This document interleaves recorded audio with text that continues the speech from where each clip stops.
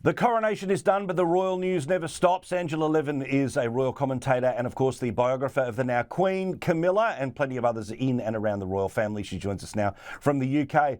All right, Angela, it's in the rearview mirror, but now a few days on, what are your lasting images of the coronation?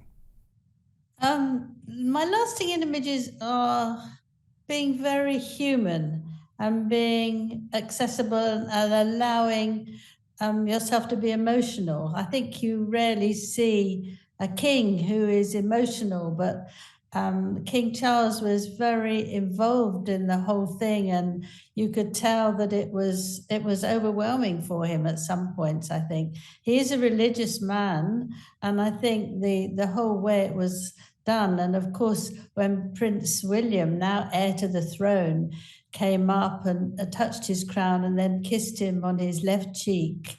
And he said, "Thank you, William." Oh, gosh, I wanted to cry. Whereas the rascal was sitting away from his brother and behaving like a silly teenager, really. I think he was very, very uncomfortable. I think he felt very strange that he was there by himself and, rushing off immediately without even having the time to say congratulations to his father and his brother is, just hopeless, really. Yeah, you could almost hear in the Abbey his feet dragging because clearly didn't want to be there, was there for the shortest period of time he possibly could. But I've got to say, well done to the seat planners, because sitting behind the feather on the top of Anne's head was a genius move. It was hilarious because when Meghan came for the Jubilee or the Queen's funeral, I can't remember which one, there was a big candle in front of her, so the camera couldn't get to too many photos of her. And this time it was a bright red feather, and it was too hilarious, wasn't it? It was just really funny. The other thing that was so lovely was watching William and Catherine's three children. I mean, George did a great job holding the train that went behind his grandfather.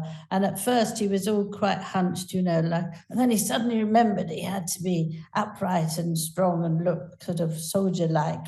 And he was very good.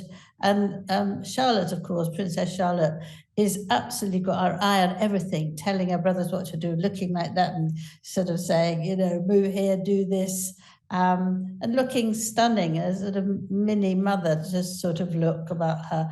And then Louis, who was very well behaved in the cathedral, extremely well, because it must be deeply boring for somebody who's just turned 5 to sit there very quietly and listen. And he got a bit jolly afterwards, but I thought they were gorgeous. And I think as well that it helps with the feeling that the monarchy will continue despite everybody being concerned about it, and some people trying desperately hard to smash it up, including Harry and Meghan, I'm afraid.